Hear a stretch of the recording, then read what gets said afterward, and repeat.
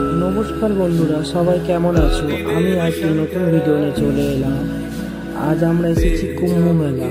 তো আজ শিবরাত্রি সুন্দর তিথিতে আমরা সকাল সকাল বেরিয়ে পড়লাম। আমাদের যে কুম্ভ মেলার বাস স্ট্যান্ড করেছে তার সেখান থেকে একটি অটো ধরে আমরা চলে এলাম কুম্ভ মেলার সাই চান করতে। তো সঙ্গে থাকবে ভিডিওটি দেখার জন্য।